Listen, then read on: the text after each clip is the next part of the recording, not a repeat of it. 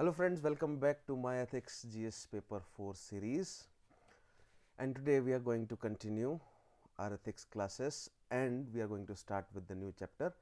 Chapter 3 आज हम शुरू करने जा रहे हैं, that is aptitude. So make sure कि इससे पहले के जितनी भी क्लासेस अभी तक हुई हैं आप उसे अटेंड ज़रूर करें. इससे पहले हम कवर कर चुके हैं chapter number 1, chapter number 2 and chapter number 4. Right, today we are going to start with the chapter number 3, which is aptitude. So chapter number 1 था हमारा ethics. Right, simply हम उसे ethics बोल देते हैं. Chapter number 2 was attitude. Chapter number 4 was emotional intelligence.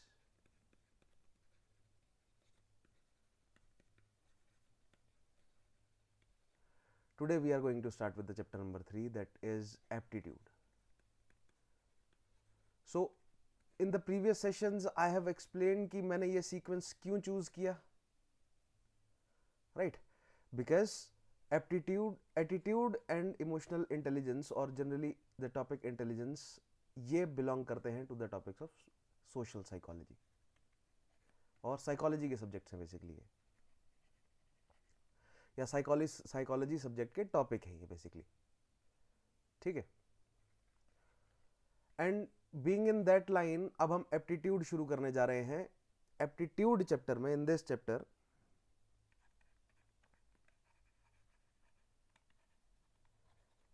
Syllabus क्या है सबसे पहले देखते हैं. तो यूपीएससी ने क्या सिलेबस हमें प्रोवाइड किया है कि हमें क्या पढ़ना है यहां पर. So the name of the chapter is aptitude and foundational values for civil services.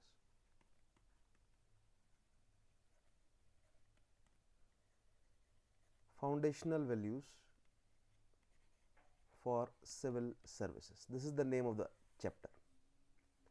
And what all we need to study under this chapter? We need to study integrity. So यहाँ पर काफ़ी इंटरेस्टिंग टॉपिक्स, बहुत बार आप लोग सुनते हैं इन सभी topics के नाम.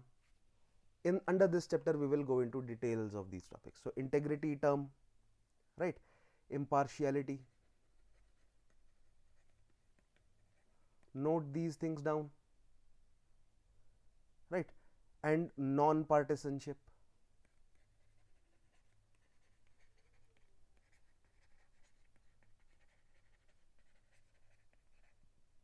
Non-partisanship क्या है?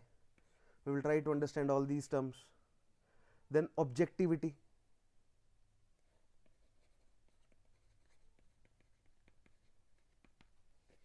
Dedication to public service.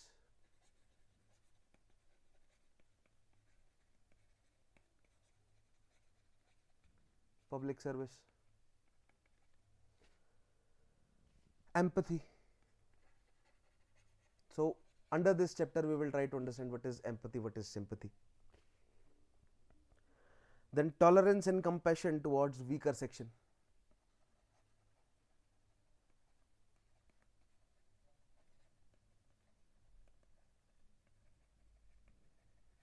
Towards weaker section.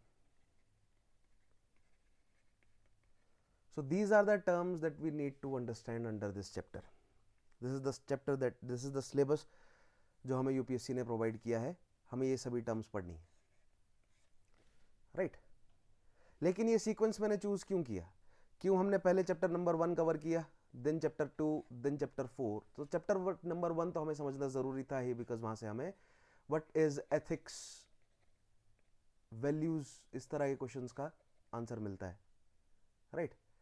Chapter number 2, chapter number 4, they are the, यहां से जो ये जो टॉपिक्स हैं they are covered under the subject of psychology, specifically social psychology के अंडर कवर किए जाते हैं. और चैप्टर नंबर 3 में भी कुछ ऐसे टॉपिक्स निकल कर आएंगे जो कि कवर होंगे सोशल साइकोलॉजी में, राइट. एंड ऑल्सो कुछ टॉपिक्स हैं जो कवर होते हैं public administration,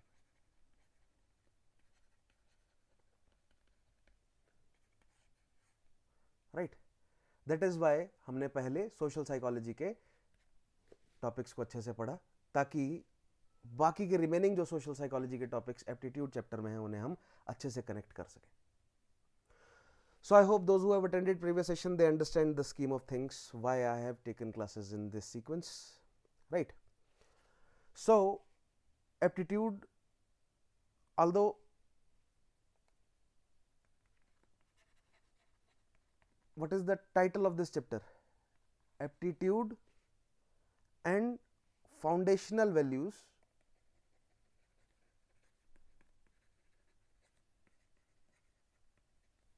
for civil services. So different sources में आपको डिफरेंट अप्रोच मिलेगी इस पर्टिकुलर चैप्टर को पढ़ने की. कई जगहों पर कई सोर्सेज में आपको देखने को मिलेगा कि एप्टीट्यूड अलग से पढ़ाया जा रहा है एंड देन पढ़ाया जा रहा है foundational values for civil services. But ये इंटरप्रिटेशन हम एक्सेप्ट नहीं करेंगे. What we will do, we will try to understand, first of all we will try to understand aptitude, right? Then we will try to understand aptitude for civil services. Then we will try to understand what are foundational values.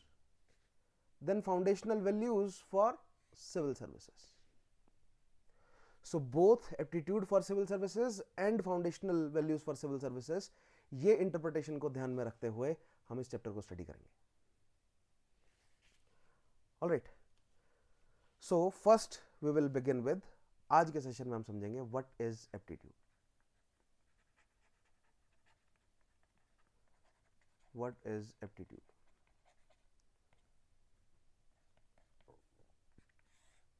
So for a long time, काफी लंबे समय से in fact psychology के सामने psychologist में ये एक दुविधा रही है, एक डिबेट रही है, एक कंफ्यूजन रही है about what matters or what are the qualities that make people successful. What are the qualities that makes people successful? और काफी लंबे समय तक ये माना गया that it is the physical prowess, the physical strength or the physical prowess is the sole quality that is responsible for success, right? Or the ability or quality which gives the best chances of survival. So काफी लंबे समय तक माना गया कि physical prowess या prowess is the best ability or the quality which is necessary for the best possible survival situations, right? But eventually जैसे जैसे फर्दर स्टडीज की गई तो हमने पाया that it is the mental capacity और mental abilities which are responsible for success, for survival, the mental power. From here the concept of intelligence emerged, right? And in the previous topic हमने कुछ models पढ़े हैं intelligence को major करने के, या concept of intelligence को कि क्या डेफिनेशंस जो हैं वो हमें देखने को मिली है, राइट? आउट ऑफ दोज हमने देखा in the 1920s Charles Spearman ने इंटेलिजेंस, या याद होगा आप लोगों को Charles Spearman. Charles Spearman in 1927 he gave a model to explain what intelligence is, or rather he tried to explain, because क्या माना जा रहा था अभी तक बिफोर चार्ल्स स्पीयरमैन ने अपना मॉडल दिया, उससे पहले क्या माना जा रहा था that the intelligent people they are successful in life, right? But फिर धीरे धीरे डिबेट इमर्ज हुई that sometimes some people are intelligent but still they fail in some subjects, in some fields, right? Like if someone is intelligent in mathematics or in physics or in biology or microbiology, right? Someone is intelligent or has keen sense for philosophy or poetry or music, but they fail in other fields or they fail in some fields. So how it was possible that if someone is intelligent and yet that person is failing in some fields? इस problem को दूर करने के लिए Charles Spearman ने model दिया, the model of G factor and S factor, that there is a generalize, एक general intelligence होती है और एक होती है स्पेसिफिक इंटेलिजेंस. ये हमने समझा है प्रीवियस सेशन में. I hope you guys remember these, right. Someone has general intelligence, like for example अगर आपके पास एक पीसी है, राइट, उस पीसी का हार्डवेयर जबरदस्त है, स्क्रीन रेजोल्यूशंस कटिंग एज है, right, operating system cutting edge है, लेटेस्ट टेक्नोलॉजी है, राइट, 2 TB का उसमें SSD है, वो भी बेस्ट, राइट, 2 TB का उसमें सॉरी समझ रहे हैं आप, रैम, उसकी हार्ड डिस्क, उसमें ऑपरेटिंग सिस्टम, यानी कि उसका हार्डवेयर प्लस उसका सॉफ्टवेयर, जो इननेट सॉफ्टवेयर है वो कटिंग एज है, जो लेटेस्ट है, right. Yet that particular PC is not able to perform a function that you want it to do. Like for example, if you want video editing आपको करनी है, ठीक है, और वो PC का हार्डवेयर और सॉफ्टवेयर अगर कटिंग एज है, लेटेस्ट टेक्नोलॉजी है, I am not naming the latest technology because it will change after few months और an year, so what is the point, right. But let's say it is the latest technology, लेकिन but still you are not able to perform video editing, or still you are not able to perform whatever function, like for example if you want to prepare some spreadsheets, you are not able to do it. That means your PC requires some specific softwares, कुछ specific software चाहिए इसे अब, जो एक specific function करते हैं, like video editing softwares or audio editing softwares or audio mixing और basically sound engineering softwares, right. और माइक्रोसॉफ्ट एक्सेल चाहिए आपको, माइक्रोसॉफ्ट वर्ड चाहिए, या for example if you want to run a game, hardware कितना भी, सॉफ्टवेयर कितना भी खतरनाक हो पीसी का, जब तक ये एडिशनल सॉफ्टवेयर आपके पास नहीं होंगे, you will not be able to perform और you will not be able to, right, जो भी आप करना चाहते हैं आप नहीं कर पाएंगे उस पीसी से. So that is what ji factor and S factor is,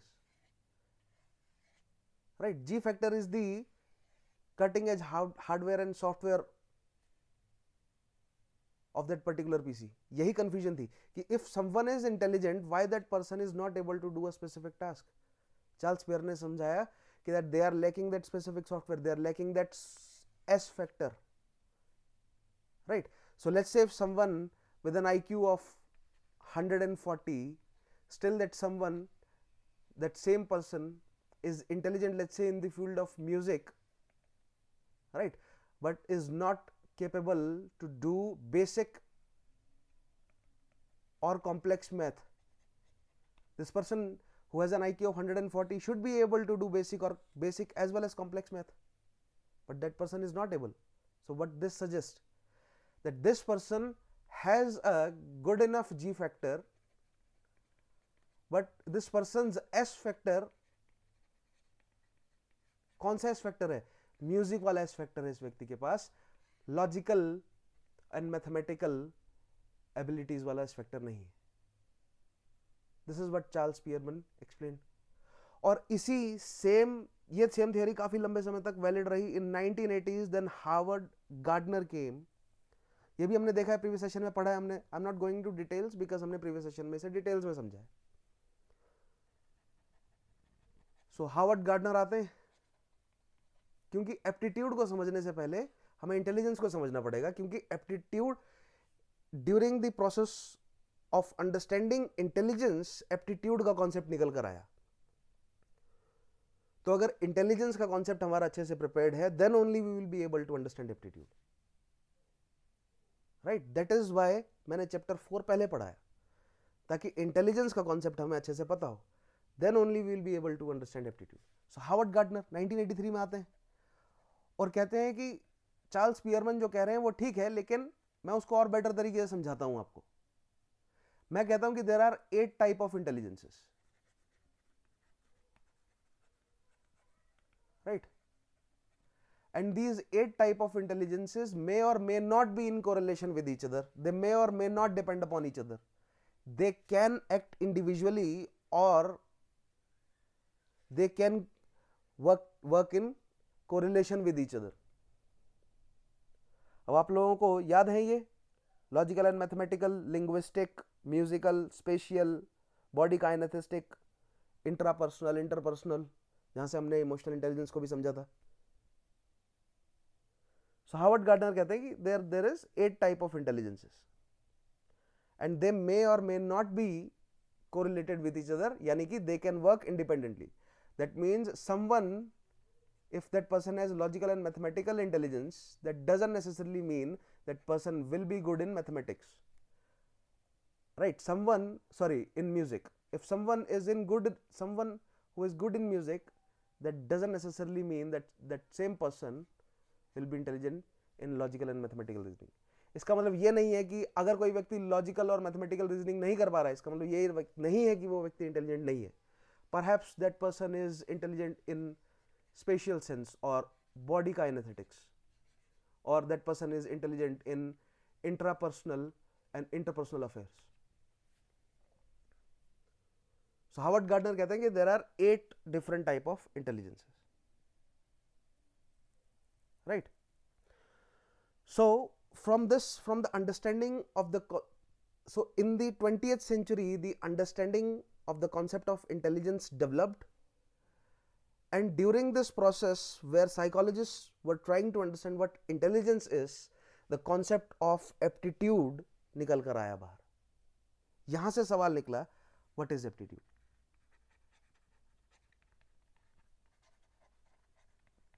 Is aptitude same as intelligence? Although we will discuss that, आगे डिस्कस करेंगे उसे। क्या intelligence is equal to aptitude? So first let us try to, in the previous sessions we have discussed what is intelligence. In today's session, first we will try to understand what is aptitude, and then we will try to conclude the relationship between aptitude and intelligence, right? So शुरू करते हैं। क्या है concept of aptitude? Hindi में closest word जो aptitude के लिए आप यूज कर सकते हैं, दैट इज प्रतिभा। यूपीएससी जो टर्म यूज करता है एप्टीट्यूड के लिए हिंदी में, वो है अभिरुचि, राइट? अभिरुचि से प्रतिभा जो है वो ज्यादा क्लोज समझ में आता है, right? Nevertheless UPSC has used the word अभिरुचि, ठीक है? हम प्रतिभा के सेंस में एप्टीट्यूड को समझेंगे, right? And the very first question that we will try to answer, like in case of intelligence, whether this aptitude is innate or acquired। क्या aptitude genetic है, और क्या एप्टीट्यूड एक्वायर्ड है? इज इट जेनेटिक और is it acquired? क्या आप aptitude के साथ पैदा होते हैं, आप जीन्स लेकर पैदा होते हैं, या आप एक्वायर करते हैं एप्टीट्यूड को, right? So the answer, clear answer is that it is a combination of both. Aptitude is a combination of both, since it is related with intelligence. So that means if you have an aptitude for something, that means you must have intelligence for something, and since intelligence is also both genetic and intelligence, genetic रहती, genetic component intelligence में है, aptitude में भी genetic component मौजूद है, लेकिन aptitude में acquired component भी उतना ही स्ट्रांग है जितना जेनेटिक कंपोनेंट है, right? like for example, but it is area specific. The combination of both aptitude and acquired, sorry, genetic and acquired for aptitude is area specific.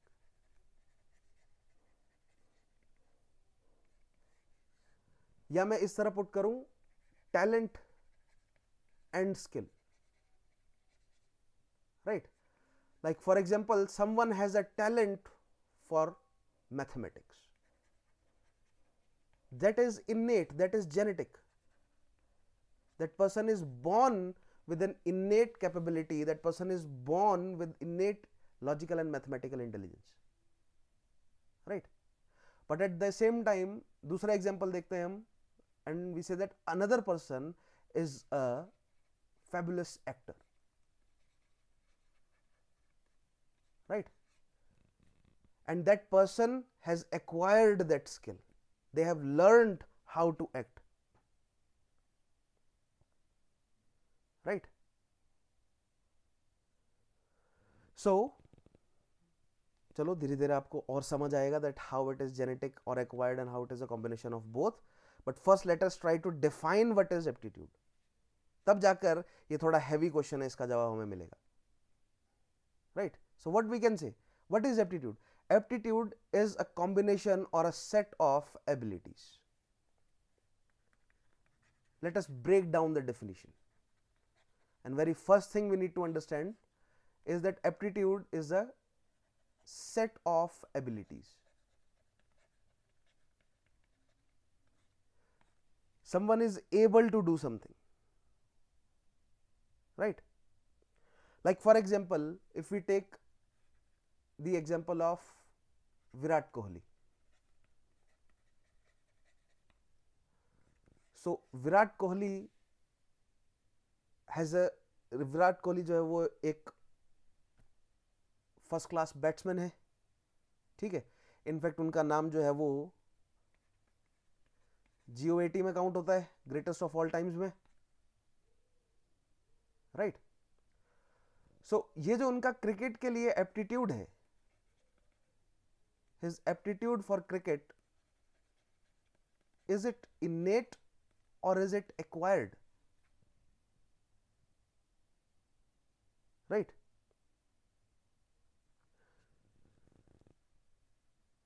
What we said that aptitude is a set of abilities. ध्यान से सुनिए मेरी statements को. Aptitude क्या कह रहा हूं मैं? Set of abilities. Like Virat Kohli साहब का एग्जांपल लेते हैं. 150 किलोमीटर्स पर आवर पर एक फास्ट बॉल आ रही है, राइट? नाउ फास्ट बॉलर है, ठीक है? अब वो बॉलर जो है वो दौड़ रहा है ग्राउंड पर, ठीक है? पिच की तरफ बढ़ रहा है. Now Virat Kohli is looking at that bowler. At the same time, he is keeping in mind कि बॉलर ने फील्डिंग कहां सेट करी है, रेस्ट ऑफ द 10 प्लेयर्स कहां खड़े हैं, राइट? एक तो बॉलर हो गया, rest of the 10 in playing जो है वो फील्ड पे खड़े हैं, कौन कहां खड़े है. Then at the same time he is keeping in mind कि स्कोर क्या चल रहा है, टारगेट चेज कर रहे हैं या टारगेट दे रहे हैं, कितनी बॉल्स बची हैं, पीछे कितने प्लेयर्स हैं, इस पिच पर पहले इस दिन, मतलब इन दिनों में, ठीक है? यानी कि सीजन वाइज, जैसे गर्मी है, जुलाई का महीना है, जुलाई के महीने में इस पर्टिकुलर पिच पे दिन के इस टाइम पर फास्ट बॉलिंग अगर होती है तो क्या रिएक्शंस होते हैं पिच के. ही is keeping that in mind, right? He is avoiding the cheers of the crowd, ठीक है? He is avoiding any intrusive thoughts अगर उनके दिमाग में आ रहे हैं, उनको वो अवॉइड कर रहे हैं. पर्सनल लाइफ में भी तो कुछ ना कुछ चल ही रहा होगा ना, तो परहैप्स कुछ इंट्रूसिव थॉट्स आ रहे हो दिमाग में, वो उसे अवॉइड करने की कोशिश कर रहे हैं, फोकस करने की कोशिश कर रहे हैं, right? Eight the same time he is looking at the body language of the bowler, body language of the captain, vice captain and other players, right? His own partner batsman जो दूसरी side है pitch पे, ही is keeping in mind कि bowler कौन सी ball है, bowler दौड़ता हुआ आ रहा है, हाथ में किस तरह बॉल पकड़ी हुई है, किस तरह की बॉल डाली जा सकती है, राइट? एंड देन फाइनली जब बॉलर बॉल करता है तो हार्डली 1 सेकंड का टाइम होता है जब बॉल पड़कर उन तक पहुंचेगी, right?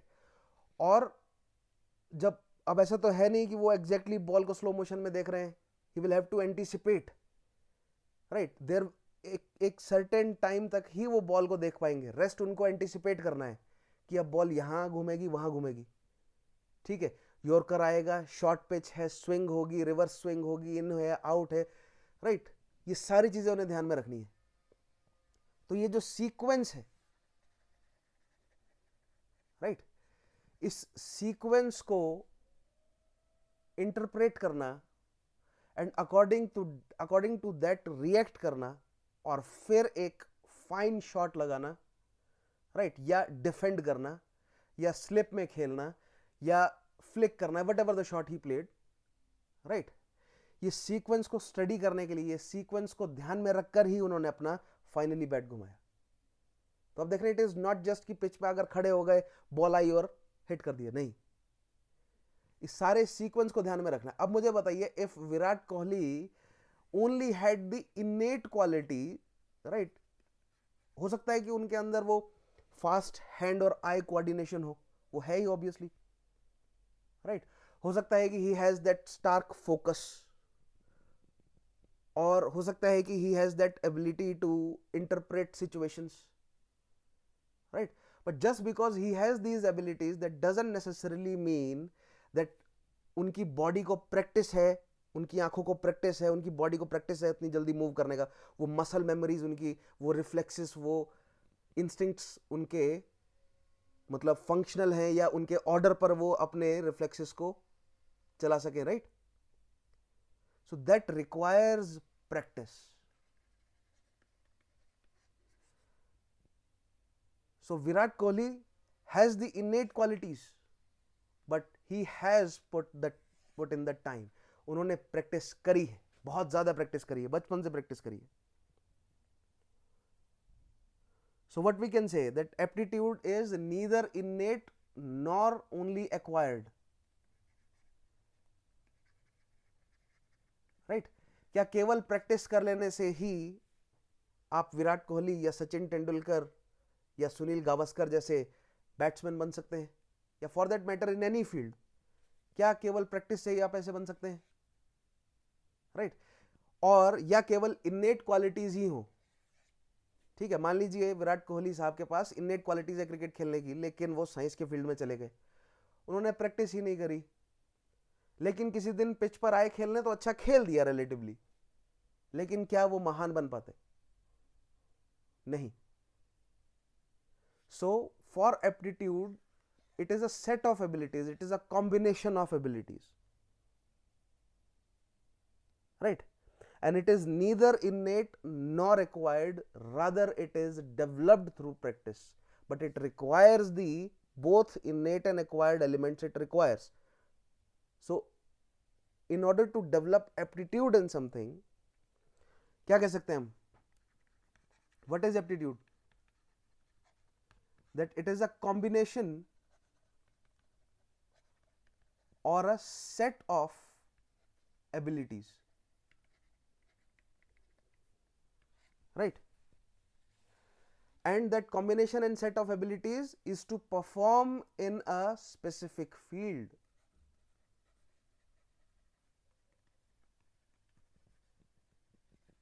in a specific field, right, your aptitude is in something, in आपका एप्टीट्यूड जो है वो किसी एक पर्टिकुलर या मल्टीपल फील्ड्स में भी हो सकता है, लेकिन अगर हम किसी एक फील्ड की बात करें तो आपकी प्रतिभा, आपको जब कोई व्यक्ति प्रतिभाशाली कहता है, राइट, तो वो प्रतिभाशाली किसी एक पर्टिकुलर फील्ड में कह रहे होते हैं आपको generally. So aptitude is a set of abilities to perform a specific field. Aptitude is neither इनेट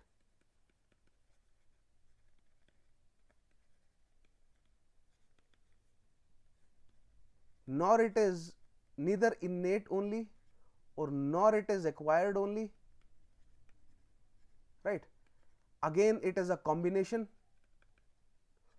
of both genetics and practice, right, or it is part innate part acquired, ठीक है, और क्या और कुछ आप ऐड कर सकते हैं इस डेफिनेशन में, right. So how it is acquired? It is acquired with hard work and rigorous practice. So finally, how we can define aptitude? We can say, so this is how you can break aptitude. I will provide, जो मैं study material दूंगा वहां से आपको definition मिल जाएंगी, या आप online जाकर या डिफरेंट बुक्स आप लोग पढ़ते हैं वहां से आपको डेफिनेशंस मिल जाएंगी. But you must learn how to break definitions. ठीक है, ताकि आपको जो टेक्निकल वर्ड्स हैं बीच में वो अच्छे से क्लियर हो जाए. So what aptitude is? It is a set of abilities to perform in a specific field, and these abilities are a combination, or these abilities are neither acquired nor neither innate nor acquired, but a combination of both, right? Or you can also add that these abilities, they are not only innate, but they are developed through hard work and rigorous practice. This is how you can define aptitude. And definitely aptitude is, अब क्या आप कह सकते हैं that aptitude is same as intelligence, or aptitude is same as interest, right? Or aptitude is same as knowledge, or aptitude is same as understanding, or aptitude is same as wisdom? No, right? Aptitude is not same to these terms, right? Aptitude or intelligence, interest, knowledge, understanding, wisdom, etc., skill वगैरह, ये सब से अलग होता है aptitude, जिसमें हमें समझना है mainly aptitude and intelligence and aptitude और interest में क्या difference है, right? So first of all, let us try to understand the difference between aptitude and intelligence. So I hope in the previous session हमने अच्छे से intelligence को समझ लिया है. So what is intelligence में कोई डाउट नहीं होगा, right? And what is aptitude भी हमें समझ आ गया, that it is a combination or set of abilities. It is not one single ability. Virat Kohli was able to face that ball, right, and scored, let's say, एक छक्का मारा, एक चौका मार दिया उन्होंने, या एक सिंगल ले लिया, एक डबल ले लिया, डिफेंड कर दिया. He was able to do that because of his aptitude for cricket. यानी कि it was a set of abilities, it was a combination of ability. It was not one single ability, right? It was his presence of mind, it was his ability to focus under pressure, it was his ability to understand the situation, interpret the situation, right? Interpret the bowler's mindset, the pitch condition, right? The team का mindset क्या है, needs क्या है, अभी उनकी personal situation क्या चल रही है, right?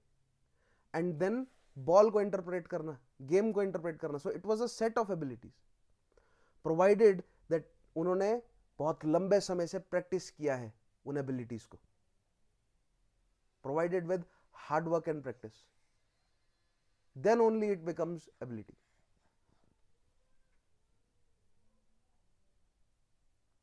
Right? Now let us look at aptitude and intelligence, the relationship between aptitude and intelligence. So मैंने आपको क्या कहा, that it was during the process of understanding intelligence, psychologists came to the concept of aptitude. Intelligence को समझते समझते aptitude का concept निकल कर आया, right? और intelligence में क्या समझ रहे थे वो, क्या क्या डिबेट चल रही थी, that why some people who are intelligent yet they fail in some fields, right? जिसके लिए चार्ल्स पीरमन ने क्या कहा, that there is a G factor and then there is a S factor. और फिर इस थियोरी को फर्दर डेवलप किया हार्वर्ड गार्डनर ने, that there are 8 different type of intelligences.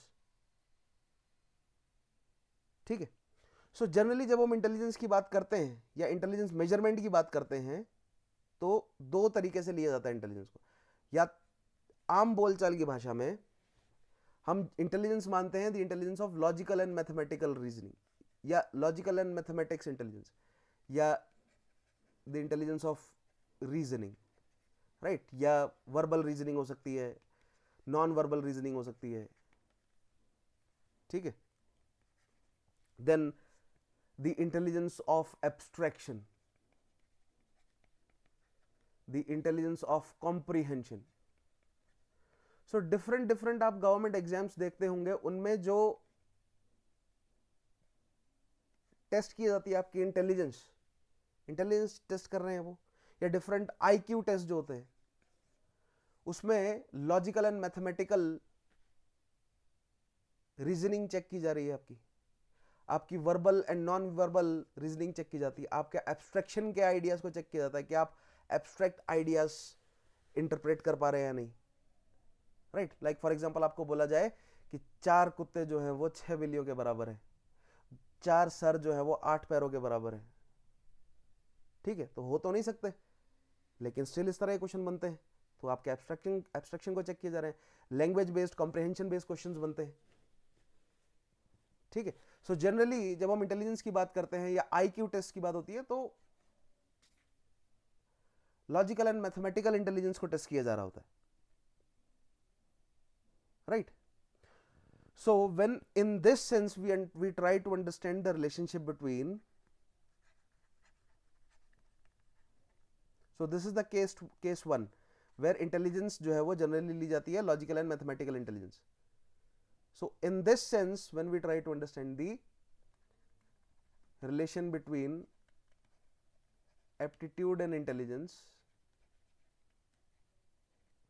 तो हमारे सामने रिलेशन बन के आता है कुछ इस तरह का, right. Aptitude is a set of abilities, और इंटेलिजेंस कौन सी है, logical and mathematical reasoning, right. And this is the reason जहां पर कॉमन मतलब intelligence and aptitude they meet, right. If this is aptitude and here we have intelligence, what type of intelligence, logical and mathematical, right. But now we know that this, ये relationship जो है वो या केवल logical and mathematical intelligence को ही consider करना is not entirely correct approach, right. what is rather correct is the second case, ठीक है, where we take intelligence, where we take Howard Gardner's model, that multiple intelligence, 8 type of intelligence. In this case the relation between aptitude and intelligence is of this, that aptitude is a subset of intelligence. यानी कि if someone has aptitude for something, that means that particular person is intelligent, or that particular person possesses 1, 2 or more of these intelligences, right. उन 8 में से 2-3 intelligence जो है वो उनके पास होंगी, उनका कॉम्बिनेशन होगा, then only that person has developed a particular aptitude for a specific field, right. In this case क्या है, that someone has aptitude, if someone has developed an aptitude for something, that means logical और mathematical reasoning जो है वो उन्होंने थोड़ी सी लगाई, practice की, and that person has developed an aptitude for that particular field, right. लेकिन केवल लॉजिकल और मैथमेटिकल रीजनिंग तक ही हम लिमिट नहीं रख सकते ना, राइट. ये केस का एग्जांपल क्या है, like if someone is in field of let's say engineering के फील्ड में कोई व्यक्ति, राइट, कोई व्यक्ति जो है वो साइंटिस्ट है, बेसिकली जितने भी साइंटिस्ट हैं उनके लिए लागू हो सकता है, वो कोई भी साइंसेस फॉलो कर रहे हैं, वो मैथ्स को फॉलो कर रहे हैं, वो बायोलॉजी में है, माइक्रोबायोलॉजी में है, जेनेटिक्स स्टडी कर रहे हैं, ठीक है. सो there here in this case high logical and mathematical intelligence is required, right. And if that person provided with enough practice and hard work, that person will develop an aptitude for such field. लेकिन हम केवल इस diagram से पूरा relationship नहीं explain कर सकते, right. या दूसरा एग्जांपल ले लीजिए, someone is intelligent in creative field, right. So अगर कोई व्यक्ति क्रिएटिव है, someone is intelligent, let's say musician है बहुत जबरदस्त, कोई व्यक्ति लिरिसिस्ट है, राइट, तो हमें फिर हार्वर्ड गार्डनर साहब का मॉडल अडॉप्ट करना ही पड़ेगा, because these are the intelligence. Linguistic intelligence lyricist के लिए इंपॉर्टेंट है, म्यूजिकल इंटेलिजेंस के लिए म्यूजिक अच्छा म्यूजिशियन बनने के लिए म्यूजिक इंटेलिजेंस होना जरूरी है. अच्छा म्यूजिशियन बनने के लिए बोथ इनफैक्ट कॉम्बिनेशन होना चाहिए दोनों इंटेलिजेंसेस का. Doesn't necessarily mean that person is intelligent इन, मतलब that person has logical and mathematical intelligence. Nevertheless, still that person will be able to develop an aptitude for music, for painting, right? लेकिन हमने इसके लिए समझा provided certain level of intelligence तो चाहिए ही, ठीक है, right? Then person can develop aptitude for a particular field. Like for example, someone, तीसरा एग्जाम्पल लेते हैं यहां पर, someone wants to become a political leader or a social leader or basically an orator of some kind, someone who wants to influence other people, right? Someone who wants to become a counselor, let's say a salesperson, an advertisement person, they want to work in the field of advertisement. इन सभी fields के लिए emotional intelligence जो है वो, emotional question हमने समझा था कि it is not actually a concept, right, but still we use the term emotional question. Emotional question जो है वो ज्यादा होना चाहिए इंटेलिजेंस क्वेश्चन से.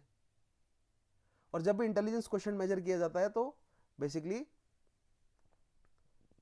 ये लॉजिकल और मैथमेटिकल रीजनिंग जो है वो चेक की जा रही होती है, राइट. बट एक सक्सेसफुल पॉलिटिकल लीडर, एक सक्सेसफुल सेल्स पर्सन, एक सक्सेसफुल एडवर्टीजमेंट एजेंसी, एक successful PR agency, people working there are more emotionally intelligent than they are logically and mathematical intelligent. Perhaps they can possess logical and mathematical intelligence, but that is what Howard Gardner said, na, that these different type of intelligences, they can work independently and they can work in correlation, right.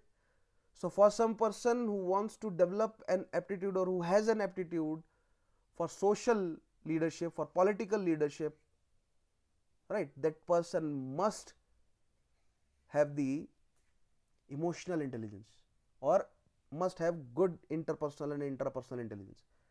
Then provided with enough practice and hard work, that person can develop an aptitude in that particular field.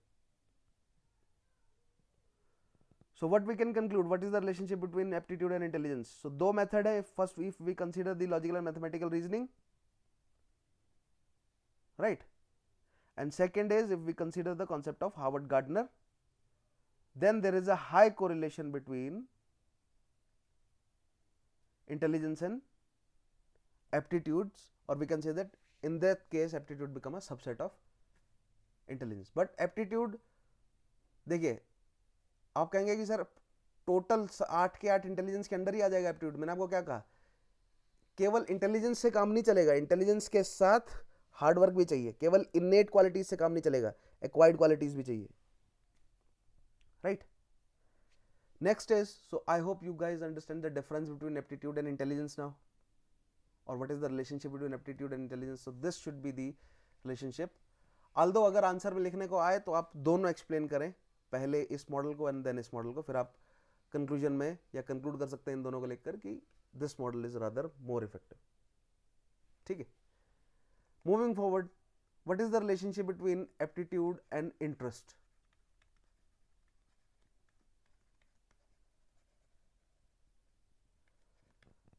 अब हमने एक understanding develop कर ली है aptitude क्या है, that it is a combination और a set of abilities to perform in a specific field, right, provided that person has innate qualities for performance in that specific field as well as at acquired qualities due to hard work and practice. So आप इसको थोड़ा सा refine करके, थोड़ा सा condense करके लिख सकते हैं, और मेरे नोट्स में आपको डेफिनेशंस तो मिल ही जाएंगी, या उसके अलावा अदर सोर्सेज से भी आप डेफिनेशंस पिक कर सकते हैं. नेवरदलेस बेसिक कॉन्सेप्ट आपका क्लियर होना चाहिए.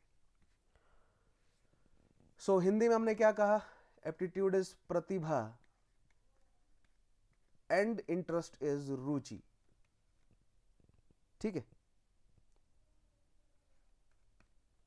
प्रतिभा एंड रुचि. My Hindi is not so good, so bear with me. UPSC aptitude को कहता है अभिरुचि, लेकिन हम एप्टीट्यूड को मानकर चल रहे हैं प्रतिभा. Right. So what is aptitude? It is the basic ability of performing well in a specific field. Right. What is aptitude? It is the basic ability of performing well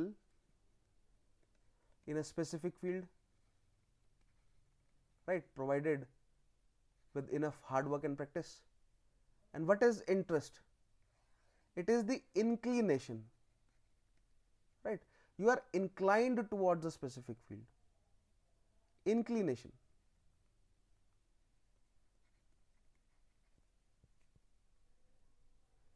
Inclination, or basically what you want to do.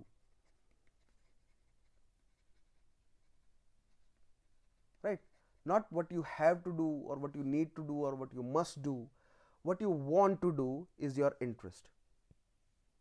Right?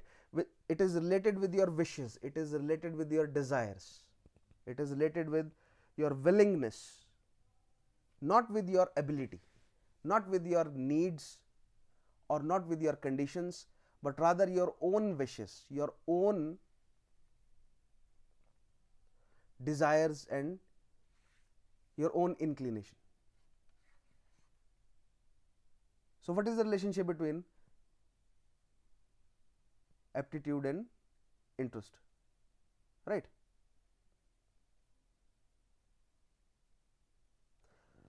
So aptitude,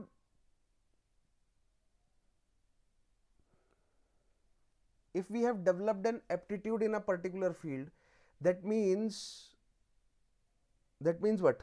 That means we have a possibility of getting successful in that particular field. And if we have interest in a particular field, that means we want to succeed in that particular field. Right. So what should be the relationship between aptitude and interest? क्या relation होगा? So एक grade के माध्यम से relation समझते हैं. मैंने आपको क्या कहा? Interest is your inclination. It is not related with your abilities. So it is not related with your aptitude. It is your inclination. Right. So एक ग्रिड बनाते हैं, 4 सिचुएशंस लेते हैं. राइट. एक साइड रखते हैं एप्टीट्यूड को, एक साइड रखते हैं इंटरेस्ट को. In the situation 1, a person has an aptitude for a specific field but do not have an interest. In second situation, another person do not have an aptitude for something, for a specific field, but has an interest in that particular field. In the third situation, another person do not have an aptitude for a specific field and also do not have an interest in that specific field. And lastly, someone has an aptitude for a specific field and also has an interest, a deep interest in that specific field. So can you guess, जितने भी successful लोग हैं या आमतौर पर जितने भी successful लोग होते हैं वो इन चारों में से किस कैटेगरी में फॉल करते हैं? So yes, you can guess right. Right. The people who are successful specially nowadays had aptitude to succeed in that particular field, and not just that, they had interest in that particular field. That is why they practiced and worked hard in that particular field. That is how aptitude and interest is related. Right. Your interest, they motivate you to work hard and practice in a specific field so that eventually you develop an aptitude for it. Right. Someone who has an aptitude for a specific field may or may not have an interest in it. Right. They have an ability to do something, they have set of abilities to perform well in a specific field and provided with enough practice and hard work, yet perhaps they do not have an interest in that. Right. So examples जो है वो इन conditions के आपको अपनी life से निकाल कर लाने हैं कि आपके पास एप्टीट्यूड है आपके पास एप्टीट्यूड है, आपके पास प्रैक्टिस है किसी चीज को करने की, लेकिन आपके पास इंटरेस्ट नहीं है उसको करने का, right? Like I have an aptitude for engineering, right? And I have practiced and I have worked hard in that field, but I don't have any interest in that, right? So I'm not inclined to that particular field. I have an aptitude, I have worked hard, I have innate abilities, I have worked hard, I have practiced, but I don't have the interest, right? Next example, like I do not have an aptitude for, let's say, singing, right? But I have a keen interest in singing, right? But people don't want to listen to me sing, right? People don't want to listen to me, मेरे गाने को सुनना नहीं चाहते लोग, लेकिन मेरा interest है, लेकिन मेरे पास एप्टीट्यूड नहीं। तीसरा केस है एप्टीट्यूड भी नहीं है और इंटरेस्ट भी नहीं है। इसका एग्जांपल बहुत रेयर होगा आपके लिए ढूंढना, क्योंकि अगर आपके पास सेट ऑफ एबिलिटीज नहीं है कुछ किसी एक स्पेसिफिक फील्ड में और इंटरेस्ट भी नहीं है, तो आप हाथ ही नहीं लगाएंगे उस फील्ड में। Like for me it's stock market, I do not possess that aptitude, right? Because I don't have aptitude, maybe specifically I don't have the practice and hard, I have not done any work in that particular field. At the same time I do not have any interest in that, so वो specific field मैंने touch ही नहीं किया। आपको अपनी life से examples निकालने इन चारों cases के लिए, बट जो सबसे इंपॉर्टेंट है वो फोर्थ केस है, that you have an aptitude for something, यानी कि you have an इनेट set of abilities, right? इनेट आपके पास क्वालिटीज है, and you have put in the hard work, you have put in the hard work, you have put in time, you have practiced that particular specific field. And why you have put in the hard work or specific field में आप क्यों उतरे हैं? Because you have an interest in that, right? अगर ये दोनों aptitude और interest अगर मैच कर जाते हैं, this results into success. इसका मतलब ये नहीं कि बाकी केसेस में सक्सेस नहीं मिलती है, ये सबसे ज्यादा सक्सेस जो है वो इस केस में मिलती है। सेकेंड नंबर पर सक्सेस जो है वो आप रख सकते हैं फर्स्ट केस में, कि एप्टीट्यूड है लेकिन रुचि नहीं है। Majority people who are working, they fall in this category. They have an aptitude, they have worked hard for something, they have the practice, but they don't interest. Such people, they hate their job. रोज बोलते हुए मिलेंगे, यार मुझे अपने काम से नफरत है, लेकिन करना पड़ रहा है क्योंकि पेट पालना है, घर पे छत रखनी है, फैमिली का ध्यान रखना है, राइट?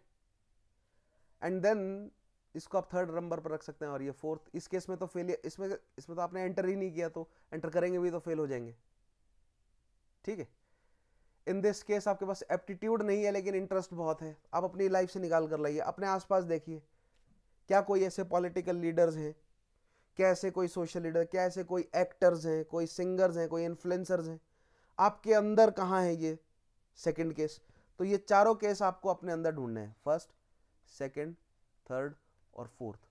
जहां आपको फोर्थ नजर आ जाए उस फील्ड में अगर आप एंटर कर जाओ, आपके पास एप्टीट्यूड भी, आपके पास इंटरेस्ट भी है, that will give you the best possible chances of success, right? And those ऐसे स्टूडेंट्स सिविल सर्विसेज क्रैक करते हैं, सबसे ज्यादा चांसेस किनके रहते हैं? जो ये फोर्थ कैटेगरी में आते हैं। फर्स्ट वाले भी करते हैं, लेकिन जो फोर्थ कैटेगरी में आते हैं, आपको केवल नॉलेज एक्वायर नहीं करनी है, आपका इंटरेस्ट होना चाहिए पढ़ने के लिए, आपके अंदर से वो भूख होनी चाहिए कि मुझे जानना है कि फिजिकल फिनोमेनास कैसे काम कर रहे हैं, मुझे जानना है कि पॉलिटी, इकोनॉमी, हिस्ट्री जो है वो क्या रही है, ठीक है? तो बोथ अगर आपके अंदर हो, तो इसका मतलब ये नहीं है कि अगर आप फर्स्ट केस में लाई करते हैं तो you will not be able to succeed. Yes, you will be able to succeed, but ज्यादा चांसेस होंगे if you are in the fourth case, right? So अगर हम इस रिलेशनशिप को एक वेन डायग्राम में लिखें, अब ये ड्रॉ करें, सो कुछ इस तरह का रिलेशनशिप बनेगा of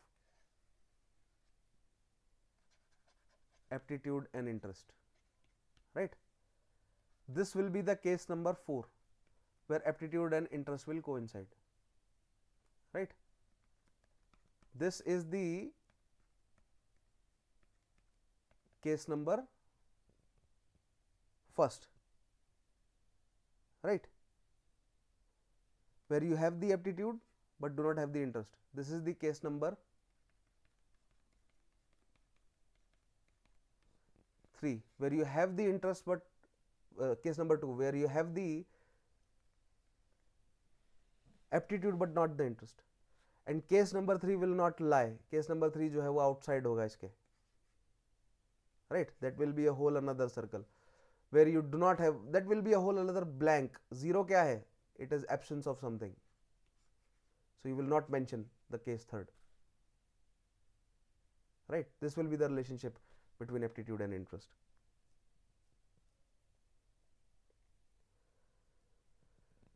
Next, let us look at, आप इनके एग्जाम्पल्स अपनी लाइफ में भी ढूंढेंगे एप्टीट्यूड और इंटरेस्ट के, और अपने आसपास भी जो भी सेलिब्रिटीज़ हैं, चाहे वो पॉलिटिकल लीडर्स हैं, स्पोर्ट्स पर्सन हैं, एक्टर्स हैं, सिंगर्स हैं, साइंटिस्ट हैं, राइट, ढूंढेंगे वो 4th कैटेगरी में बिलोंग कर रहे हैं या नहीं, right. Now let us move forward and understand the relation and understand how do we measure aptitude.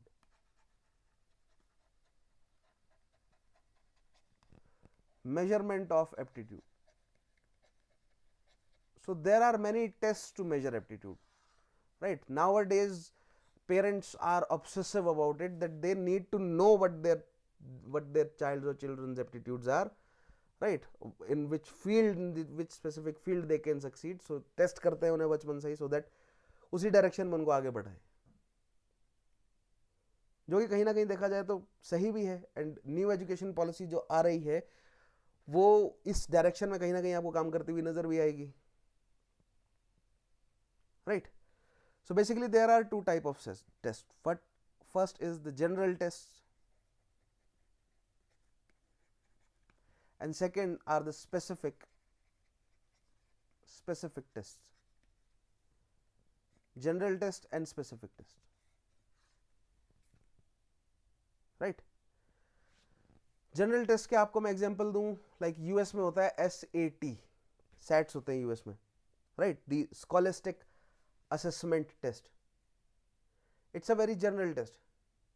बहुत सारे सब्जेक्ट से सवाल जो है वो यहां पर पूछे जाते हैं, ठीक है. Then there is another generalist test, that is DAT, differential aptitude test, right. Differential aptitude test क्या होता है? स्कॉलिस्टिक एप्टीट्यूड टेस्ट में बहुत सारे सब्जेक्ट से जो है वो क्वेश्चंस बनते हैं. क्लास 10th के जो है वो, I suppose if I remember correctly, 10th standard के बच्चे जो हैं वो SATs देते हैं वहाँ पर, राइट. एंड यूएस में कंडक्ट किया जाता है SATs. Then DAT, differential aptitude test, has 8 parts. 8 different type के सब्जेक्ट्स पर टेस्ट किया जाता है, ठीक है.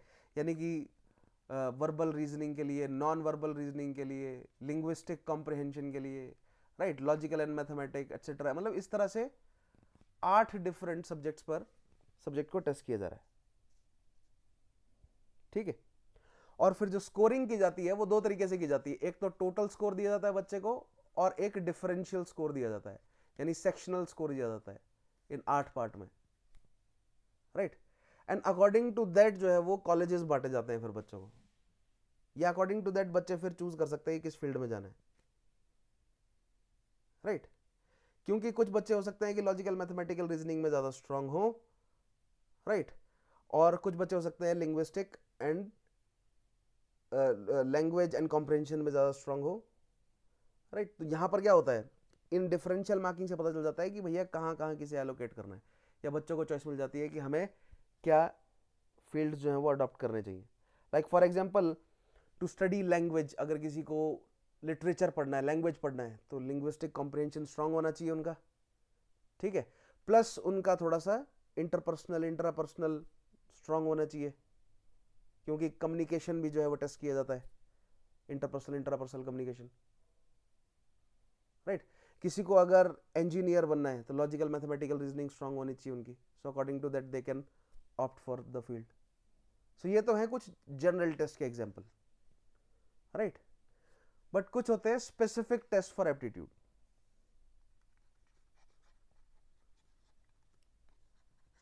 Like CSAT, civil services aptitude test, specific, बिल्कुल इससे स्पेसिफिक और क्या चाहिए, सिविल सर्विसेज के लिए एप्टीट्यूड टेस्ट है, ठीक है, जो आप सभी लोगों को देना है, right.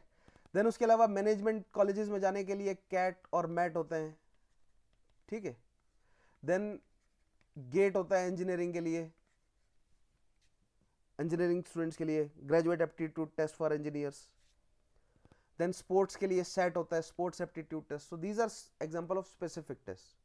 So with the help of these specific test किसी व्यक्ति के एप्टीट्यूड्स को टेस्ट किया जाता है। लाइक SAT में स्पोर्ट्स एप्टीट्यूड टेस्ट में चेक किया जाता है कि वेरियस डिफरेंट स्पोर्ट्स के लिए किसी व्यक्ति के अंदर एप्टीट्यूड है, क्योंकि हो सकता है, जरूरी नहीं है कि कोई व्यक्ति क्रिकेट में अगर उनका एप्टीट्यूड हो या क्रिकेट में अगर उनके पास सेट ऑफ एबिलिटीज हो तो बैडमिंटन में भी होगी ही, हो सकती है, but it is not necessary. तो जो बड़ी बड़ी एकेडमीज हैं, स्पोर्ट्स एकेडमीज हैं, बचपन से ही वो बच्चों को क्या देते हैं, स्पोर्ट्स एप्टीट्यूड टेस्ट देते हैं, और वहीं से सिलेक्ट कर लेते हैं वो कि किस स्पोर्ट्स में किसी बच्चे को पुश करना है, ठीक है।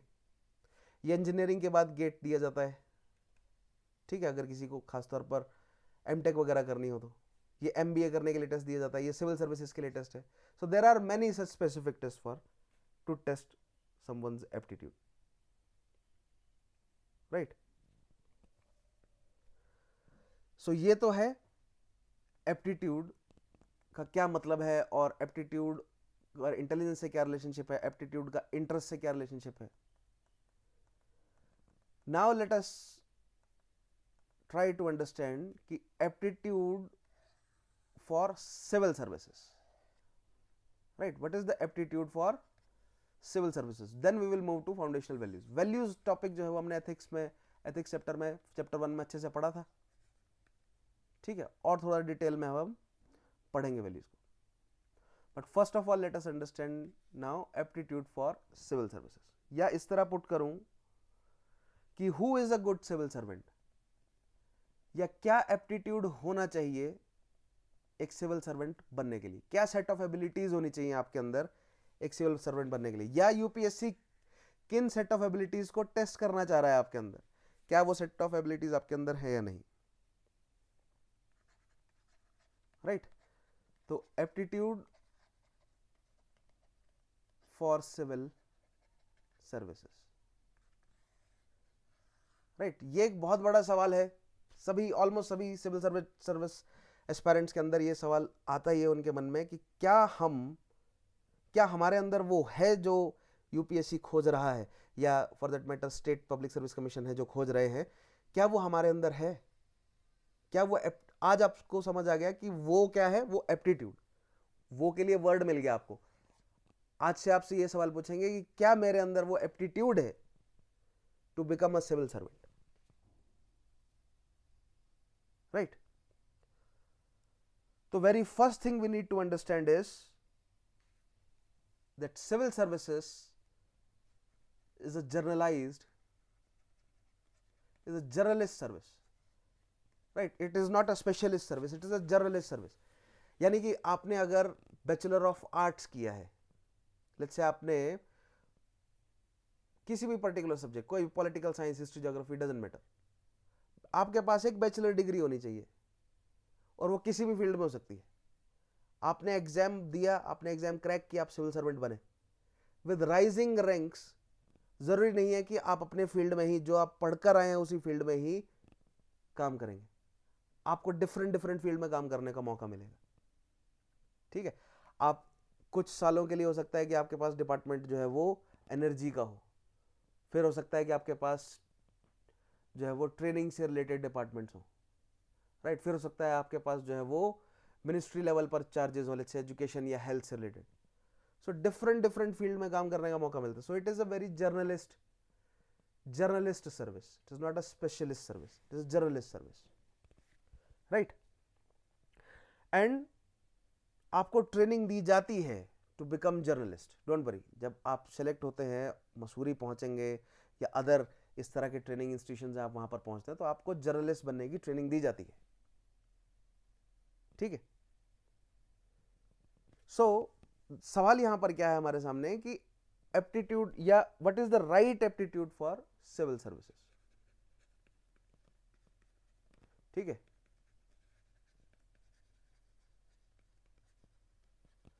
Aptitude for civil services. ठीक है, क्या सही एप्टीट्यूड है जो होना चाहिए एक कैंडिडेट में सिविल सर्वेंट बनने के लिए. या इस तरह पुट करें, who is a good civil servant.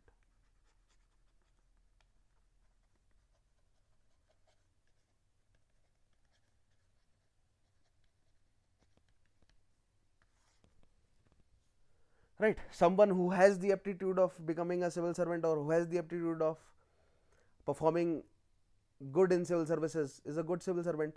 Right, so now let us understand कि क्या है वो, किन किन फील्ड्स में आपको एप्टीट्यूड चाहिए. तो सबसे पहले तो you will B right from the very beginning, आपके सामने बहुत सारी कॉम्प्लेक्स प्रॉब्लम्स होंगी जिनको आपको सॉल्व करना होगा. Right, so you need problem solving skills.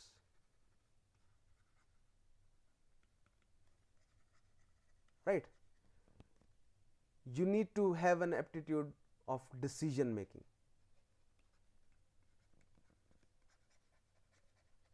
आपको कम समय में सबसे बेहतर डिसीजन लेने हैं. राइट, आपको कम समय में प्रॉब्लम्स के सबसे बेस्ट पॉसिबल सॉल्यूशंस निकालने हैं.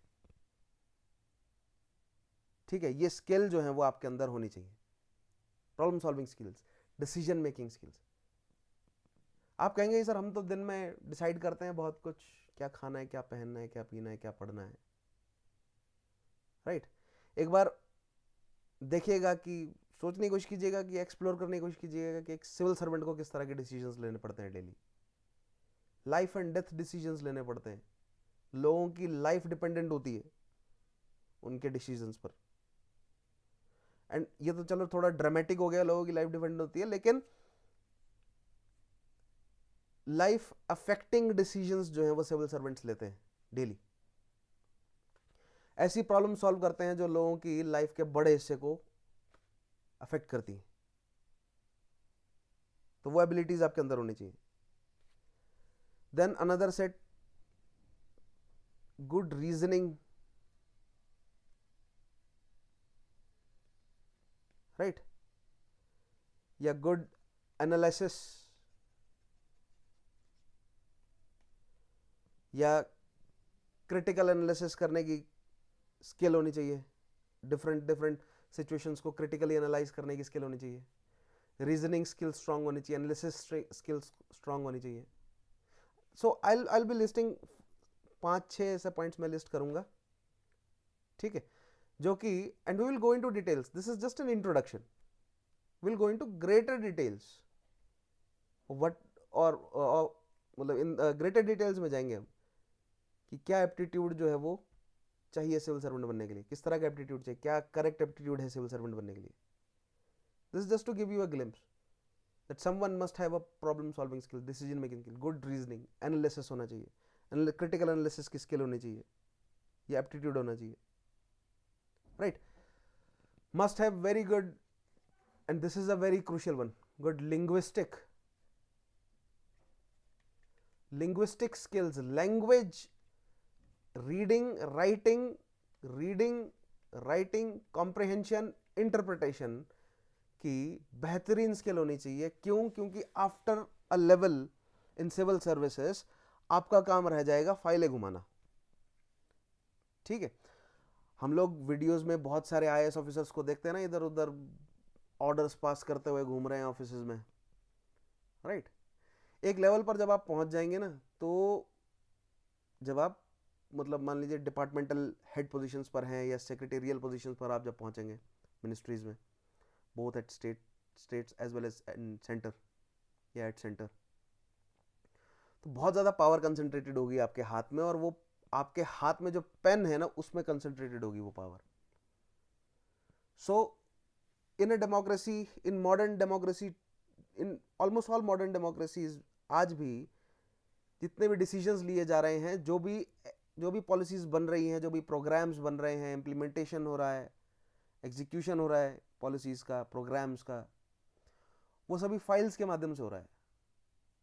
इंडिया में जो फाइल्स होती है ना, जो आपके सामने आएगी, मान लीजिए आपके सामने एक फाइल आएगी किसी पर्टिकुलर पॉलिसी या प्रोग्राम के लिए, उसके दो साइड होगी, ठीक है, one will be your right and one be your left और right side. Towards the left side it is known as the noting side, right. Left side जो है वो नोटिंग साइड है फाइल की, और राइट साइड है drafting side है file की. सो नोटिंग साइड में अब ऐसा तो है नहीं कि सीधा आपके हाथ में आ जाएगी, राइट.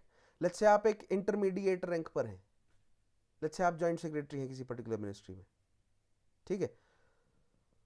तो उस मिनिस्ट्री के अंडर जो डिपार्टमेंट्स होंगे, उन डिपार्टमेंट्स के जो रीजनल ऑफिसेस होंगे, उन रीजनल ऑफिसेस से वो फाइल जो है वो डिफरेंट ऑफिसर्स के हाथों से पास होती हुई आ रही होगी. लेट्स से कि कोई पॉलिसी बनानी है, उस पॉलिसी के लिए रिकमेंडेशंस लिए जा रहे हैं, राइट. तो रीजनल ऑफिसेस से पास होंगी, डिविजनल ऑफिसेस में पहुंचेंगे, एंड देन कैपिटल तक पहुंचेगी, या सेंटर तक, या सेक्रेटेरिएट तक पहुंचेगी. तो ऑल द ऑफिसर्स अपनी तरफ से उन्होंने सजेशंस जो हैं वो नोटिंग साइड में लिख कर दिए होंगे, राइट आपके जस्ट जो सबॉर्डिनेट है उन तक. और लेट्स से आपका साइन होगा और ये पॉलिसी जो है वो बन जाएगी, आप इस लेवल पर. तो now you will review all these notings. उन्होंने जो लैंग्वेज का यूज किया है, राइट, उसको आप पढ़ेंगे, उसको कॉम्प्रिहेंड करने की कोशिश करेंगे, उसको इंटरप्रेट करेंगे, क्या वो इंटेंडेड इंटरप्रिटेशन है या नहीं है. जो चाहते हैं पॉलिसी बनाना, वो लैंग्वेज से मतलब निकल रहा है या नहीं. क्यों? क्योंकि जैसे ही पॉलिसी बनेगी, लोग उस पॉलिसी को रिव्यू करेंगे और तुरंत जो है वो लोग कोर्ट पहुंच जाते हैं. जैसे ही हमारा कॉन्स्टिट्यूशन लागू हुआ था, तुरंत लोग कोर्ट पहुंच गए थे उसकी इंटरप्रिटेशन को चैलेंज करते हुए. 1951 से ही केसेस आने शुरू हो गए थे, तुरंत चैलेंज हो गया था कॉन्स्टिट्यूशन, राइट. तो जो भी पॉलिसी बनाई जा रही है, it is the responsibility of the civil servant. तभी आपसे इतना इंटेंसिव आंसर राइटिंग करवाई जा रही, पेपर लिखवाए जा रहे हैं. क्यों? क्योंकि जो भी आप लिख रहे हैं उसकी सही और इंटेंडेड इंटरप्रिटेशन ही निकलनी चाहिए. अदरवाइज एम्बिग्विटी की वजह से बहुत प्रॉब्लम्स खड़ी हो सकती है. कभी आप एग्जैक्ट स्टेटमेंट्स पढ़कर देखिएगा हाई कोर्ट और सुप्रीम कोर्ट के जजेस की, कितना क्लियर और कितना ऑब्जेक्टिव अनएम्बिगुअस लिखते हैं वो. या ज्यादातर बहुत ऑब्जेक्टिव और बहुत अनएम्बिग्विटी होती है उनकी राइटिंग में, ताकि सही इंटरप्रिटेशन निकले, जो इंटेंडेड इंटरप्रिटेशन है वही निकले. समझ रहे हैं आप? आपने जो लिखा है और सामने वाला जो पढ़ेगा, ठीक है, आपकी इंटेंशन जो है वो जरूरी नहीं है कि आप अच्छे से उसको लिख सकें. So there you require linguistic skills, and it is a very very important skill for a civil servant. इसीलिए आपसे इतना डिटेल में लिखवाया जाता है, इतना मतलब इतना डिफिकल्ट मेंस का पेपर आपसे लिखवाया जाता है. देन फाइनली अगर आपको लगता है that all these notings are satisfactory, आप सभी के ओपिनियन से सहमत हैं, right, then you will draft the formal policy here. यहाँ फॉर्मल पॉलिसी ड्राफ्ट करेंगे. If not, then you will write your own opinions and you can always pass the file to your superiors for their review, right. Or you can reject the reviews or the notings of all of your subordinates and you can write your own opinions कि ऐसे नहीं ऐसा होना चाहिए, right. और फिर उसके बाद जो है वो रिव्यू के बाद ड्राफ्ट होगी file. So linguistic skills is बहुत इंपॉर्टेंट स्किल है एक सिविल सर्वेंट के लिए, ठीक है. जो आप कह रहे हैं, जो आप बोल रहे हैं, जो आप लिख रहे हैं, जो आप पढ़ रहे हैं, it should be what you intend. Ambiguity का स्कोप जो है वो नहीं होना चाहिए, right. So at higher levels what we can say, language became the tool, right, in a working democracy. Next आप कह सकते हैं the communication and interpersonal skills, the leadership skills.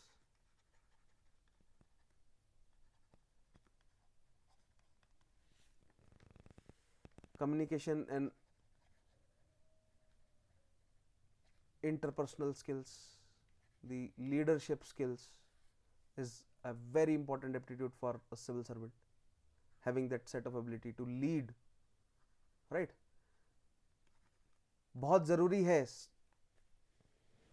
Commission को ये पता चलना है कि अगर आपको कहीं अपॉइंट कर किया जाता है सिविल सर्वेंट, और अगर वो एक सेंसिटिव एरिया है या बन जाता है, तो you are able to handle a mob. आप भीड़ को, वैसे तो पॉपुलेशन इतनी ज़्यादा है ना इंडिया की, आप किसी भी डीसी ऑफिस में जाएं, रोज़ कहीं ना कहीं भीड़ लगी होती है, कुछ ना कुछ चल ही रहा होता है, राइट। सो डेली के हिसाब से आपको डील करना पड़ता है लोगों के साथ। सो वो communication and inter and intra personal skills जो है वो आपके अंदर होनी चाहिए,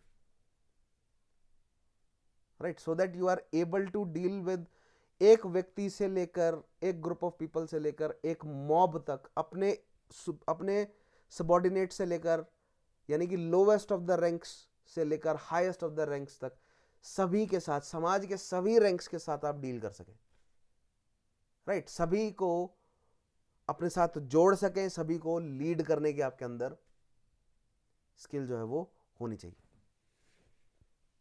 ठीक है। That is why I recommended those books to you. You guys need to read those books now.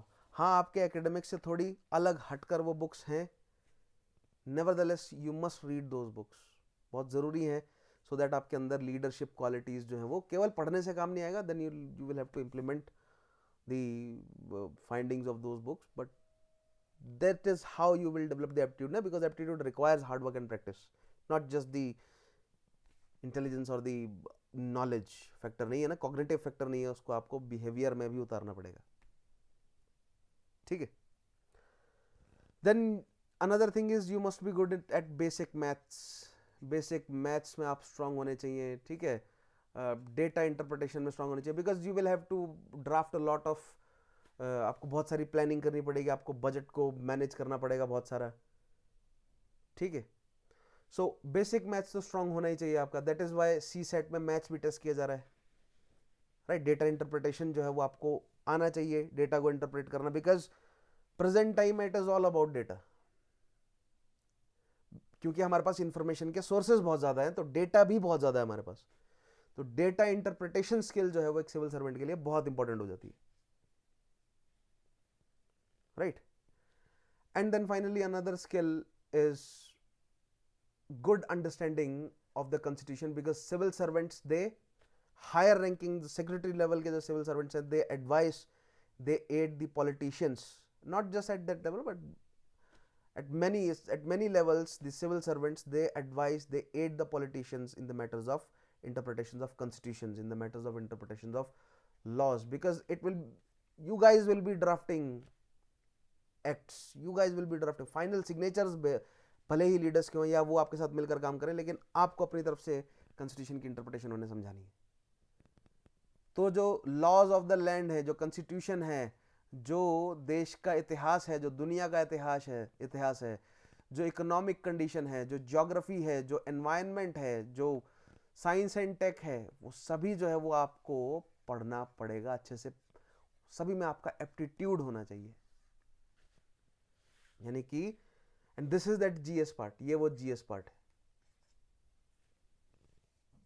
ठीक है, जिसके लिए मेंस में टेस्ट किया जाता है, नॉट जस्ट मेंस में टेस्ट किया जाता है, या मैं इस तरह पुट करूं, because you will be working as an agent of a welfare state, so you must know the land that you are working on, you must know the geography of that land, you must know the history of that land, you must know the economic conditions of not just that land, but you should have a working knowledge of all of the world, because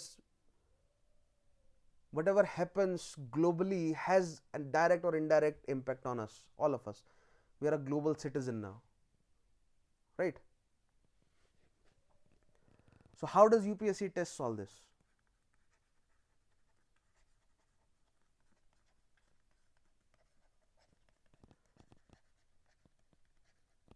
How does UPSC test our aptitude, whether we are to be selected, right, to become a civil servant? So UPSC test करती है 3 चरण में, prelims में, mains में and interview में, 3 levels पर UPSC test करती है आप हमारा एप्टीट्यूड। प्रीलिम्स में यूपीएससी जीएस पेपर और सीसेट के माध्यम से हमारा एप्टीट्यूड टेस्ट करती है, राइट। जीएस में now I guess you guys know कि प्रीलिम्स मेंस और इंटरव्यू में क्या टेस्ट किया जा रहा है, राइट? बट कभी आपने इस डायरेक्शन से नहीं पढ़ा होगा। पहले एप्टीट्यूड को समझ लिया, इंटेलिजेंस को समझ लिया, और फिर अब हम समझ रहे हैं कि प्रीलिम्स में किस माइंडसेट से प्रिपेयर करना है हमें। तभी मैंने बहुत फोकस दिया हुआ, पहले से मैं काफ़ी फोकस देता हूँ स्टूडेंट पर कि एथिक्स एक बार आप पढ़ लें, ठीक है?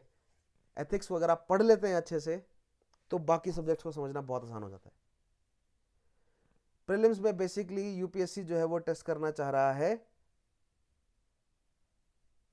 कि geography, environment, science and tech, right, history, polity, international relations, current affairs, इन सभी के साथ हम कितना कनेक्टेड हैं,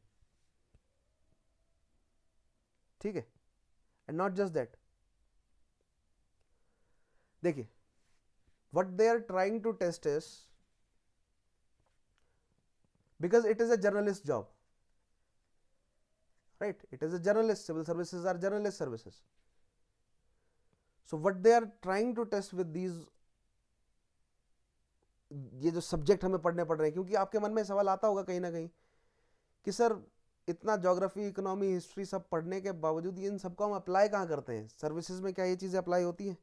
तो हाँ, कहीं कहीं ये चीज़ें अप्लाई हो जाती हैं, right, but not all the time, ठीक है?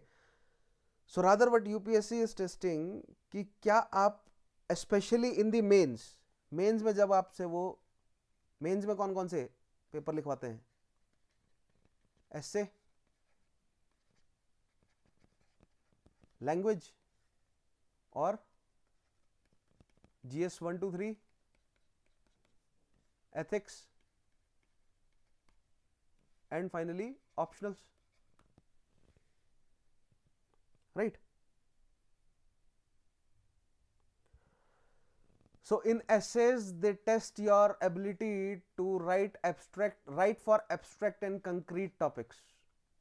Abstract topics पर या concrete topics पर आपके अपने views वो जानना चाहते हैं, और बेसिकली आपकी linguistic comprehension को वो चेक कर रहे होते हैं कि क्या आप अपने views को पोर्ट्रे कर सकते हैं, जैसा आप इंटेंड कर रहे हैं वैसा आप लिख सकते हैं या नहीं, दूसरों से better. Same they test in language, वहां लैंग्वेज में भी वो यही चीज चेक कर ले रहे हैं। ऐसे में वो आपके चेक कर रहे हैं कि क्या आप एब्स्ट्रैक्ट आइडियाज को समझ पा रहे हैं या नहीं, क्या आप 1000-1200 वर्ड्स में अपने आप को एक्सप्रेस कर पा रहे हैं या नहीं, right? GS 1 2 3 and optional subjects में वो चेक कर रहे हैं कि अगर आपको कोई सब्जेक्ट्स दिए जाएं, राइट, तो क्या आप एंड गिवन टाइम में क्या आप उन सब्जेक्ट्स में रीजनेबली वेल परफॉर्म कर सकते हैं या नहीं, अच्छे से उस सब्जेक्ट को पकड़ पाएंगे या नहीं, ये टेस्ट कर रहे हैं वो। क्यों? क्योंकि जब आप जर्नलिस्ट जॉब करेंगे, सिविल सर्वेंट बनेंगे, तो आपको डिफरेंट फील्ड में काम करना पड़ेगा। तो वो पहले से टेस्ट कर ले रहे हैं कि क्या आपके पास एबिलिटी है या नहीं डिफरेंट सब्जेक्ट्स को समझने की, डिफरेंट फील्ड्स में काम करने की, कि 2 साल एजुकेशन में काम किया, फिर 2 साल सैनिटेशन में काम किया, 2 साल ट्रैफिक में काम किया, 2 साल जो है वो सिविल मतलब अदर डिफेंस में काम कर रहे हैं, इकोनॉमी से रिलेटेड है या एग्रीकल्चर से रिलेटेड है, तो क्या इस तरह 2 3 साल या 6 7 महीने आप डिफरेंट फील्ड्स में काम कर सकते हैं या नहीं? ये वो इन टेस्ट के माध्यम से जीएस मेंस और प्रीलिम्स में वो टेस्ट कर ले रहे हैं, डिफरेंट सब्जेक्ट्स आपसे पूछकर, ठीक है? एथिक्स में वो सिलेबस के माध्यम से आपको बता देते हैं what they are expecting, right, कि आप सिविल सर्विसेज में आ रहे हैं तो क्या एक्सपेक्ट कर रहे हैं हम आपसे, ठीक है? Plus they also test that how good you are in situation handling. So वो आपके वर्ड्स में पूछ लेते हैं आपसे कि आप सिचुएशंस को कैसे हैंडल कर रहे हैं, और वही सेम चीज़ वो इंटरव्यू में भी कर रहे हैं कि आपकी सिचुएशन हैंडलिंग को समझ रहे हैं, ठीक है? सब्जेक्ट्स पर कितनी पकड़ है वो समझ रहे हैं, आपकी अवेयरनेस को चेक किया जा रहा है, आप कितना अवेयर हैं अपने को लेकर, दुनिया को लेकर, अपने आसपास की चीज़ों को लेकर। So this is how they test our aptitude. And एक एप्टीट्यूड टेस्ट तो वो स्पेसिफिकली लेते ही हैं प्रीलिम्स में, क्योंकि क्वालिफाइंग नेचर का होता है। नेवरदलेस वहां पर वो ये टेस्ट कर लेते हैं कि इस व्यक्ति के पास आईक्यू, इस व्यक्ति का रिलेटिवली स्ट्रांग है या नहीं, क्योंकि रिलेटिवली स्ट्रांग आईक्यू होगा then only you will be able to perform well in other subjects also, right? So logical mathematical reasoning तो चाहिए ही चाहिए, क्योंकि बहुत throughout the course of your service आपको डेटा के साथ ही डील करना है। लॉजिकल मैथमेटिकल रीजनिंग स्ट्रांग होना जरूरी है। यहाँ पर आपकी कॉम्प्रिहेंशन को भी चेक किया जाता है, तो लैंग्वेज या कॉम्प्रिहेंशन एबिलिटीज आपकी कैसी हैं, कैसे आप समझ पा रहे हैं टास्क को। ठीक है, यहाँ पर आपकी रीजनिंग चेक की जाती है, तो कॉम्प्लेक्स प्रॉब्लम्स को एब्स्ट्रैक्ट आइडियाज के साथ आप डील कर पा रहे हैं या नहीं, राइट। सो दे डोंट, अगर आप ऑप्शनल हिस्ट्री में पढ़ रहे हैं, साइकोलॉजी में पढ़ रहे हैं, तो उनको हिस्टोरियन या साइकोलॉजिस्ट नहीं चाहिए।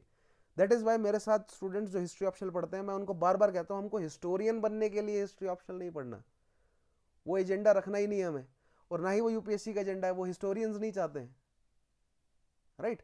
ऑप्शनल सब्जेक्ट में वो ये देखना चाहते हैं कि अगर गिवन टाइम में आपको किसी एक पर्टिकुलर सब्जेक्ट को पढ़ने के लिए दे दिया जाए, तो क्या आप किसी एक पर्टिकुलर सब्जेक्ट में डिटेल्स में गहराई में जा सकते हैं या नहीं, and eight the same time दूसरी जगह डिफरेंट डिफरेंट सब्जेक्ट में क्या आप जर्नल स्टडीज उनके लिए कर सकते हैं या नहीं। डिटेल्स और जर्नल दोनों आपसे टेस्ट करके देख ले रहे हैं वो, right. So all at all these levels they are testing our aptitude, not just at CSAT, at all these levels they are testing our aptitude। ठीक है, ध्यान रखना है आपको ये बात है। सो एक सवाल भी कई बार पूछा जाता है इंटरव्यू में कि ऐसे कौन सा पहलू है इस पूरे सिलेक्शन प्रोसेस का जो आप चाहते हैं कि एलिमिनेट हो जाए, हटा दिया जाए, ठीक है, या ऐड किया जाए, क्या चेंजेस आप चाहेंगे इस प्रोसेस में। तो आप कह सकते हैं कि ऑप्शनल को हटा देना चाहिए अब, ठीक है। इसकी जगह जो मॉडर्न टेक्नोलॉजीज हैं या मॉडर्न लॉज जो हैं, खासतौर पे लीगल वर्क जो है, वो नए लॉज, स्पेशली 21st सेंचुरी में कई सारे जो इंपॉर्टेंट एक्ट्स बने हैं, उनको वन वे और अनदर तरीके से इंट्रोड्यूस किया जाए पेपर्स में, उन पर सवाल जो है वो ज़्यादा बने, ठीक है। So basic legal knowledge, basic management knowledge, basic public administration knowledge, जो कि हमें बाद में सिखाया जाता है इंस्टीट्यूशंस में, राइट, सिलेक्शन के बाद, उसको पहले से अगर टेस्ट कर लिया जाए तो थोड़ा प्रेशर जो है वो सरकार के ऊपर भी घटेगा और बेटर हो जाएगा स्क्रीनिंग प्रोसेस। सरकार को बेटर जो है वो कैंडिडेट्स मिलेंगे, क्योंकि ऑलरेडी वो सरकार कहना नहीं, यूपीएससी जो है वो ऑलरेडी टेस्ट कर चुका होगा कि ये कैंडिडेट पब्लिक एडमिनिस्ट्रेशन के लिए या सिविल सर्विसेज के लिए है बेटर या नहीं है। सो और भी हैं कुछ, धीरे धीरे आगे बढ़ेंगे तो will look into that matter. कुछ स्टेट्स ने ऑप्शनल्स जो है वो हटा दिए या इंक्लूड ही नहीं किए, ठीक है, क्योंकि अगर आपको एप्टीट्यूड ही टेस्ट करना है कि कोई व्यक्ति, कोई स्टूडेंट जो है वो किसी एक पर्टिकुलर यानी कि जर्नलिस्ट अप्रोच रख सकता है या नहीं, तो जर्नल स्टडीज में वो टेस्ट हो जाता है, ठीक है, स्पेसिफिक स्टडीज की जरूरत नहीं है। तो पहले क्या था, पहले 2 ऑप्शन हुआ करते थे, फिर एक कर दिया, हो सकता है इन फ्यूचर इसे एक ऑप्शन को भी हटा दें, right. So that is all for today. In the next session we will try to understand the foundational values for civil services. आज हमने हमारे जो aptitude, right, and foundational values for civil services is the name of the chapter. इसमें हमने aptitude and aptitude for civil services हमने समझ लिया। In the next chapter we will try to understand foundational values for civil services. Then from the next session onwards, after that we will move to other जो भी important terms हैं उनको detail में समझेंगे। All right, so that is all for today. Thank you for watching. मिलेंगे next class में, तब तक के लिए अपना ध्यान रखिए। Take care. Have a nice day.